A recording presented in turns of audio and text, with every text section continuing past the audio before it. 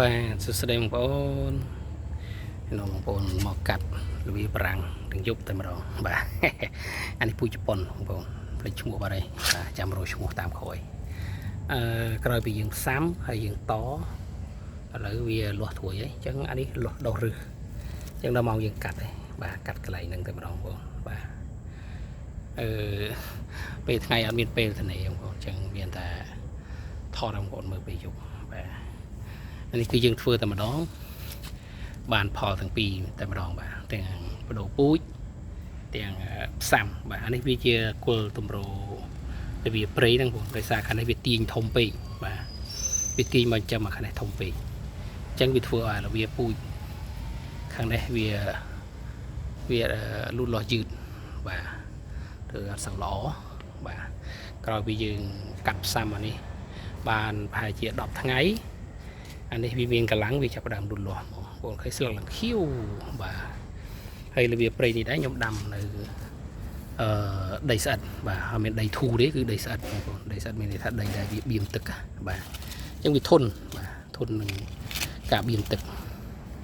តែបញ្ហារបស់វានៅលើតំណបាទតំណនេះវាអាចនឹង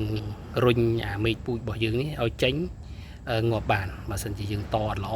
ឬមួយវាមានបញ្ហាការផ្សះរបស់មុខតំណហ្នឹងវាអត់សះល្អអញ្ចឹងវាអាចអាដើមតម្រូរវាព្រៃរបស់យើងនេះវាអាចរុញបាទរុញអាមេឃពូជរបស់យើងដែលវាលូតលាស់ល្អអញ្ចឹងហើយហ្នឹងណាបាទពេលយើងដាំយូរទៅវាអាចរុញចេញវាស្វិតឡើងហ្នឹងហើយធ្វើឲ្យតម្រូរខាងលើហ្នឹងវាអាចងាប់បានអញ្ចឹងនៅពេលដែលបងប្អូនតបងប្អូនត្រូវទុកឲ្យវាស៊ីសាច់គ្នាបាទឲ្យល្អចាំយើងស្រ័យស្គុតចេញដូចអានេះអញ្ចឹងអាចនឹងរុញចេញនៅពេលអនាគតតែយើងនឹងព្យាយាមបាទថែវាកុំឲ្យវារុញចេញបានហ្នឹងហើយដូចអាមួយនេះអញ្ចឹងអានេះខ្ញុំប្រើវិធីពុះដោតដូចគ្នាបងពុះដោតដូចអានេះអញ្ចឹងបាទតែយើងដោតវារៀងជ្រៅបន្តិច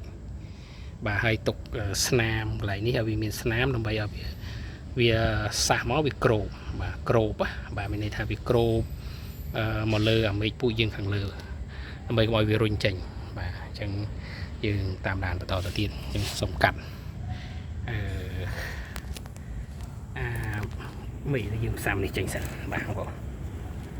កាត់ឡើងហ្នឹងហើយចាំយើងតមកបន្តិចទៀតតមកពូជទៀតយើងយកចំណេញច្រើនដងបងប្អូនបាទមើលអត់សូវឃើញបងតែអត់អីបងប្អូនអូខេកាត់ជើងមកកាត់ដៃមួយថតដៃមួយអូខេហ្នឹងហើយដោះឬបងដោះប៉ុណ្ណឹងបានហើយលវាមិនដោះច្រើនទេដោះតែប៉ុណ្ណឹងបានហ្នឹងបងប៉ុណ្ណឹងក៏រស់ដែរបាទអូខេហើយយើងយកវាទៅដាំទៅហើយនេះយើងតវាមួយទៀតចាំមើលខ្ញុំតមួយទៀតមិនដឹងថាបានអត់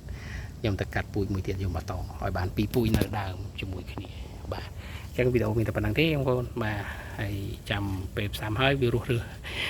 ឬមិនរស់ចាំថតឲ្យបងប្អូនមើលម្ដងទៀតបាទអរគុណ